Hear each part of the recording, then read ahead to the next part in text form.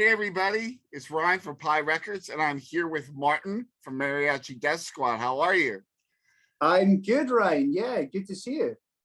It um it it, it was a pleasure to listen to your music because your EP from 2019 starts off a bit unusual from what I was expecting.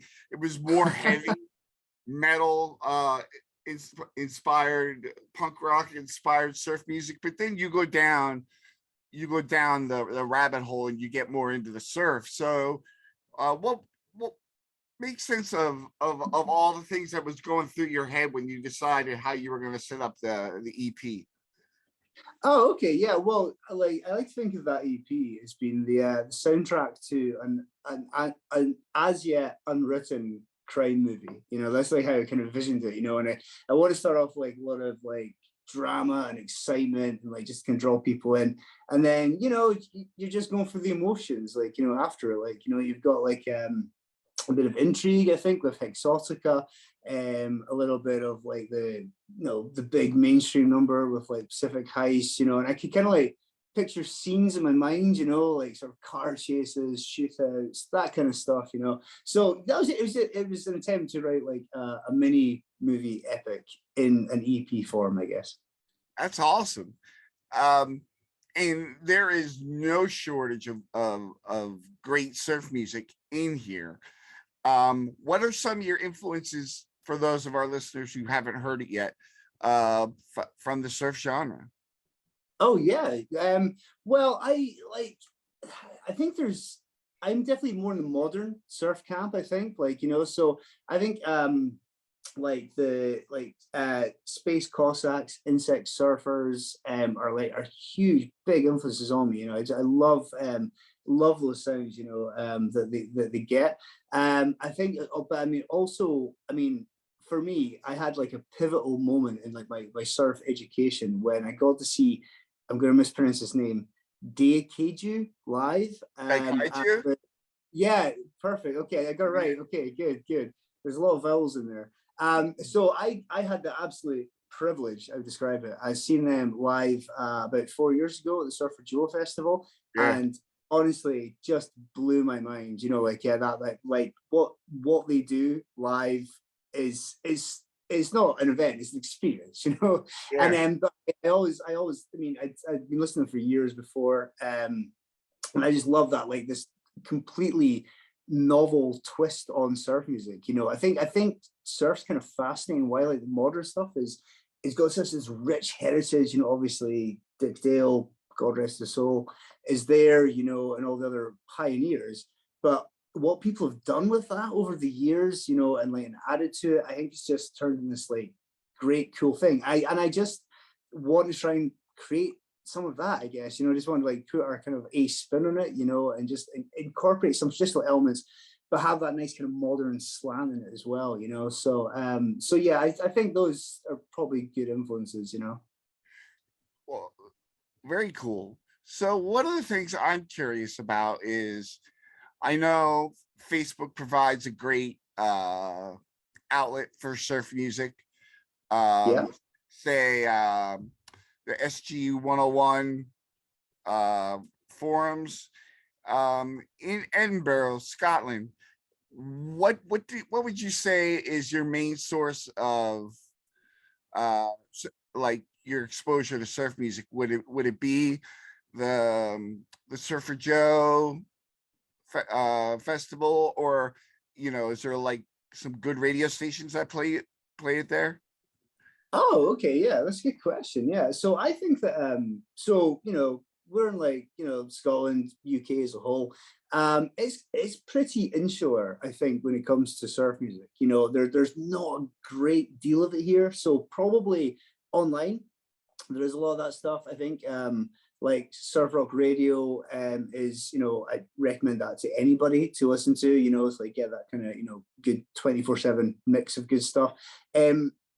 So a lot of it, yeah, is probably online. There are like some there are surf bands functioning beyond ourselves within Scotland and the wider UK, and I think there's a good fostering of like relationships between those bands, and a lot of like good cross promotion.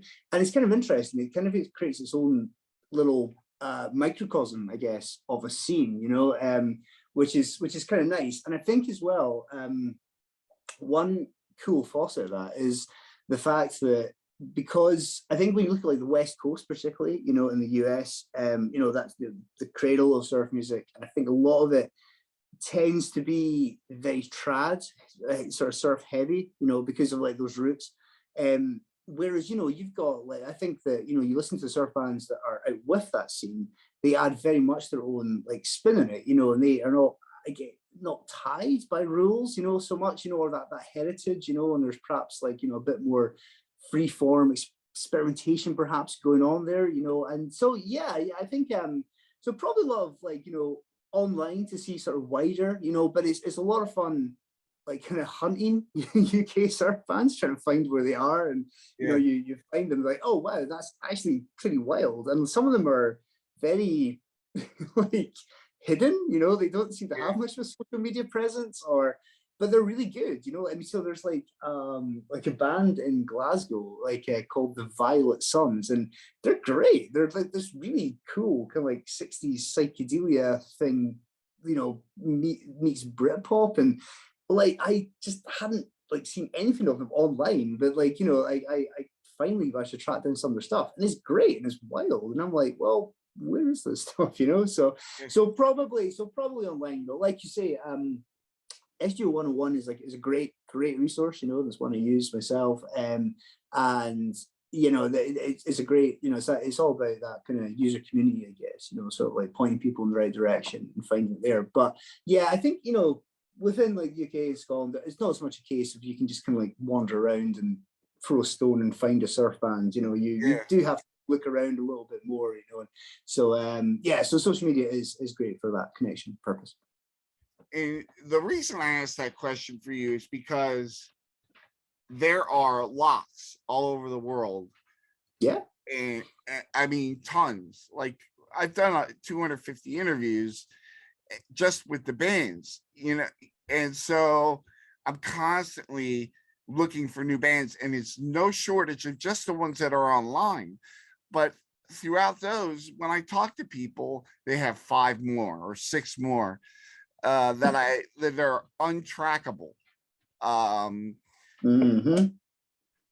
it's just, then you go to Surfer Joe and you see these bands, you go to the festivals and you see these great bands. What was one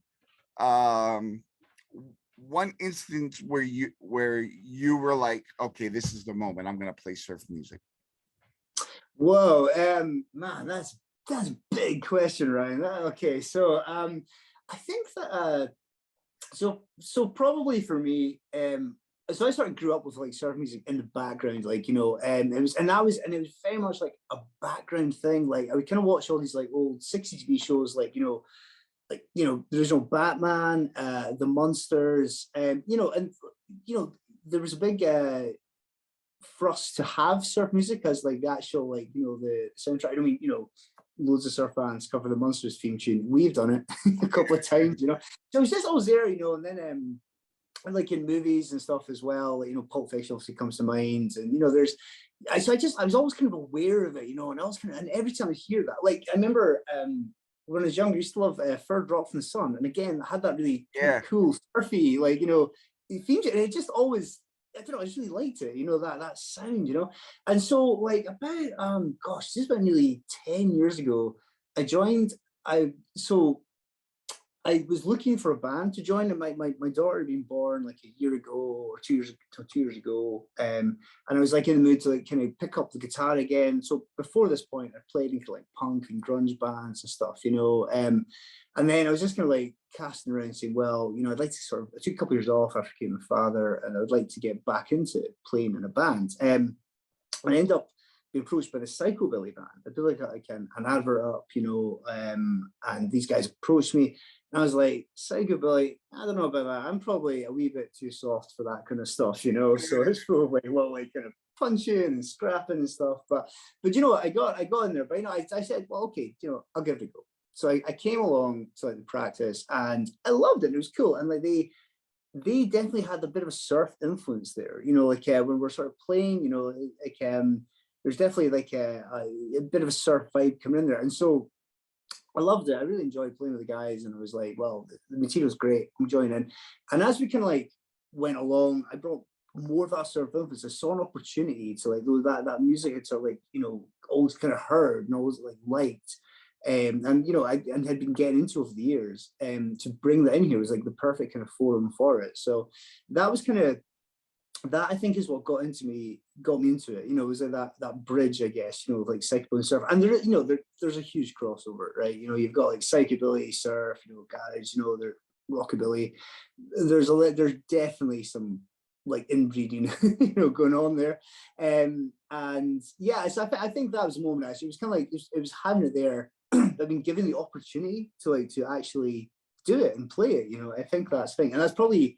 I was probably quite fortunate because I suspect a lot of people don't get the opportunity. And when, you know, my heart goes out to like, you know, people who look to start a surf band and like trying to sell it to somebody. So as soon as I tell somebody, well, I play in an instrumental band, and they're like immediately like, well, you don't have a singer. I'm like, yeah, you know, and it's like, and they look at me like you've got two heads, you know, and it can be hard to recruit people in, you know. So I think I was lucky to have that platform there.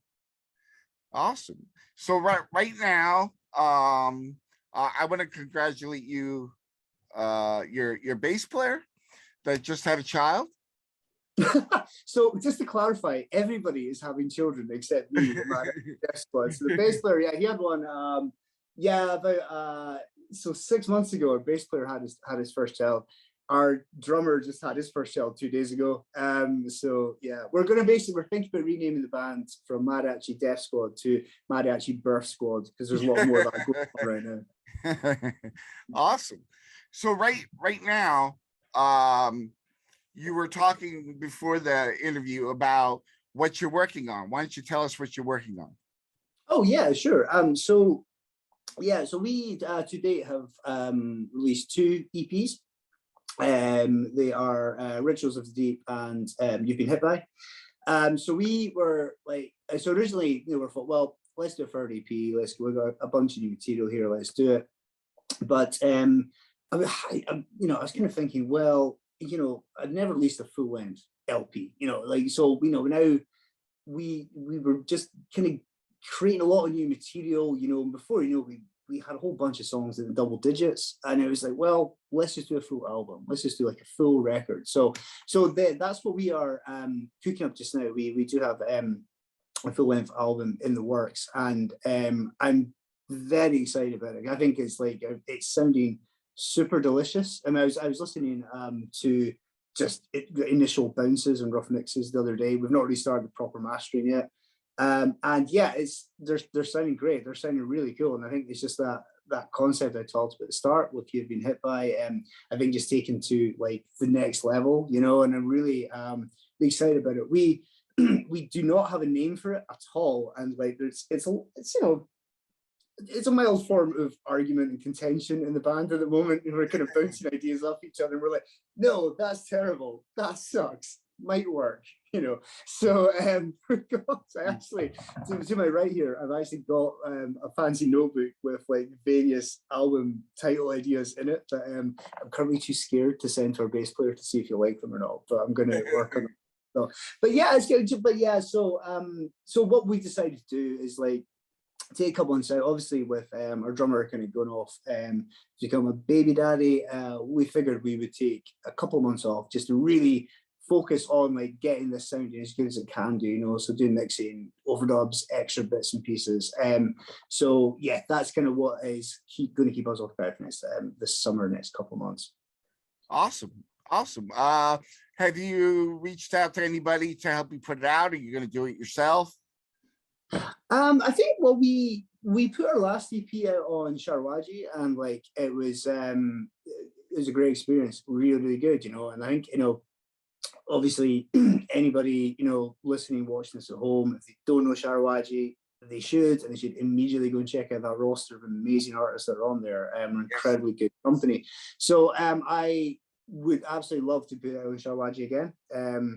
I've not approached Sharawaji about this, but hey, they'll get exclusive here, So so yeah, I would like to do that. Yeah, I think that would be good. I mean, yeah, it's tricky because certainly you can easily self-release in this day and age, with like social media. But I think where like Sharawaji are like excelling at is they've got this amazing network of like of people listening to them with like their radio stations, their connectiveness, their work with bands, and I think that it's a lovely it's like a family, right? And it's just really lovely to be part of that. And like I think they have that that reach that we just couldn't get, and then it's just a really nice experience. You're just doing it with like really great like-minded people, and we're very flattered to be have them release something for us before, and I would love to do it again. So yeah, that would be the plan. That'd be great. That'd be great. So you're working on the new music. Have you thought about artwork? We have, what? Is there a theme? Yeah, for sure, man, for sure. So like the theme for this record is going to be gosh, how would you describe it? Probably like late stage Old West, I guess, so that kind of like periods of where like federalization was occurring across the US, but there's still a little bit of lawlessness going on there, and those early kind of proto-capitalist like ideals coming in. No, so stuff like railroad tycoons and Right. steel magnates and stuff. That kind of like that's what's kind of driving a little bit. And I think like that kind of comes a little bit. I think like I look at like certain music genres as being like sometimes they reach a point of gentrification, I guess. Like they're and any kind of music movement starts off as like quite cool and underground, and then it gets kind of adopted and absorbed into the mainstream. And I was kind of thinking, well, that's like a kind of a little bit like what happened to this like late stage US West, the Old West, kind of like it was just like lawless and just whatever, anything went. But then the federalization swept west, and kind of there's that period where it's like grappling with it, and I guess maybe that's like a comment on Mariachi. This is like our third release. Is that our risk? Are we going to run out of ideas and just become like to try and be a generic mainstream kind of thing? So I just felt like a kind of neat sort of tie in there, and I've always kind of liked that that imagery, I think, like of the Old West. And so interestingly, circle back to the original question, we do not have a title, but we there is an artist on Instagram who does these great like graphic, almost like, how do you describe it, like print dot matrix kind of like artwork. And he had this one fantastic image, which I won't show on screen and that, because we've actually yet to approach him to see if we could maybe adopt it or get something similar to it. But like basically I was just scrolling through Instagram and came across this guy, and I was like, I saw this image and I was like, that's the album cover. It's got to be that, and it's that the style of this cool stark kind of bold thing. And I was like, and I met up actually with our bass player last Saturday, and I showed him this picture, and I was like, okay, this is the album cover. And he's like, yes, it is. And we just need to find an album title to go with it. So awesome. So we do have a guy lined up, and I think, and so I've got this idea in my head. It's going to look great. It's just a blank for the title should be, but we'll worry about that closer at the time. That's awesome. Well, I want to thank you so much. Is there anything that you'd like to talk about or mention that I haven't asked about? Oh gosh, I think the only thing I guess I would comment on is that it's we are speaking now on the 20th of May 2022. It's like I hope the same as yourself in your corner of the world, but certainly in the UK things are opening up again, including like gigs, live music, festivals, and it's a great feeling. It's really good. We've played a couple of shows this year, and it's been just a delight to get back in front of people again and do it and just feel that energy. And so all I would say is basically, if you have been hesitant about, getting back out there and enjoying, music, surf or otherwise, don't mind, get in there and get stuck in and enjoy it. It's a wonderful experience to be back out back with people doing it again. Obviously, do it safety for your own comfort zone, your own like Right. comfort levels. But yeah, definitely make the opportunity. Those opportunities are back again, and it's great to go and do so. Wonderful, wonderful. I couldn't agree more. So thank you so much, Martin, for your Yeah, time no. today. And I know it's probably pretty late there right now, right? Oh yeah, it's let's see, it's 11. You know, it's hey, the night is young, Ryan. You know, like it's like I'm a 24-hour kind of guy. All right, Martin, you have a great day or night. Thank you, man. Ryan, it's been an absolute pleasure to speak to you. Thank you so much. Thank you.